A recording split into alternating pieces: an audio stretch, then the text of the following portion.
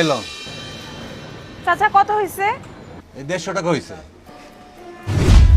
মাত্র এই দোকানটা খুলছি, এত টাকা ভাঙতে হইব না তো এখন। চাচা আমার কাছেও তো কোনো ভাঙতি নাই। ম্যাডাম, আমার কাছে তো খুচরা টাকা নাই, এই কিছুক্ষণ আগে দোকানটা খুলছি। তাহলে টাকাটা কিভাবে দিব আপনাকে? আচ্ছা, আপনি যদি কিছু না মনে করেন কালকে টাকাটা দিই। আপনি আমাকে বিশ্বাস করতে পারেন, আমি কালকে এসে টাকাটা দিয়ে যাব। ঠিক আছে, কি আর করা যাবে, আমার কাছে যখন ভাঙতি নাই, কালকে মনে করে দিয়ে যান।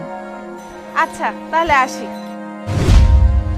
চাচা, এইভাবে যদি আপনি ব্যবসা করেন তাহলে তো অল্প কয়েকদিনে আপনার এই ব্যবসা লাটে উঠবো। কেন বাবা, কি হয়েছে? এই যে ওই মাইয়াটা আপনার কাছ থেকে বাকি নিয়ে গেল, টাকাটা আপনি নিতে পারলেন না, পরবর্তীতে যদি মাইয়াটা আপনার টাকাটা ফেরত না দেয় তাহলে এটা আপনার ক্ষতি হইব না? এইভাবেই তো ব্যবসাটা লাটে উঠবো। টাকা না দিয়ে গেলে কি করার আছে কোন? বাকিটা আল্লাহর কাছে। তারপরও চাচা আপনি একটু সাবধানে থাকবেন। আমি আসি। আচ্ছা। দোকানদারটা কিন্তু বেশ বোকার। কয়েকদিন এই দোকানদারের কাছ থেকে কিছু বাকি জিনিস আনা যাবে, ভালোই হবে। এই যে ম্যাডাম, আপনি যা যা চাইছে সব দিয়ে দিলাম। আচ্ছা